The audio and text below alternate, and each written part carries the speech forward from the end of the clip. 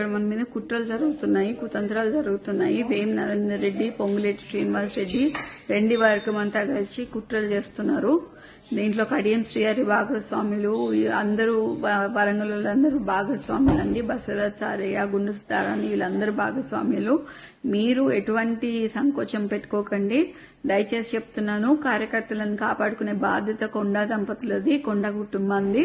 ఎప్పుడు మేము కార్యకర్తల వెనకాల ఉంటాము. మాకు పదవులు శాశ్వతం కాదు, పైసలు శాశ్వతం కాదు. మేము నిబద్ధతతో పనిచేస్తాము, కార్యకర్తలకి వెనకాలండి చేస్తాము. మీరు దయచేసి మీ మనోధైర్యాన్ని కోల్పోకుండా మాకు మనోధైర్యాన్ని ఇవ్వాలని మనస్ఫూర్తిగా కోరుకుంటున్నాను. నేను మళ్ళీ లైవ్ లోకి వస్తానండి. ఇక్కడ చాలా అల్లరిగా ఉంది. చుట్టూ మొత్తం పోలీసుల ప్రహారీలో నేను ఉన్నాను.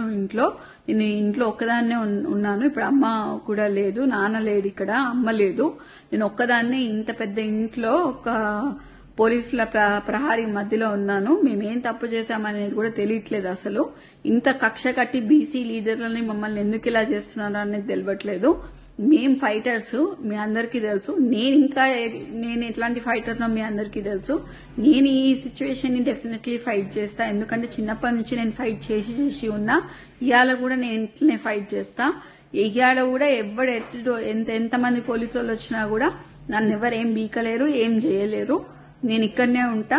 ఎవరైనా నన్ను తీసుకపోతే మాత్రం మీరు దయచేసి దాన్ని ఖండించాలని, తీవ్రంగా ఖండించాలని నేను కోరుకుంటున్నా. తప్పితే ఇంకా అట్లాంటిది ఏం లేదు.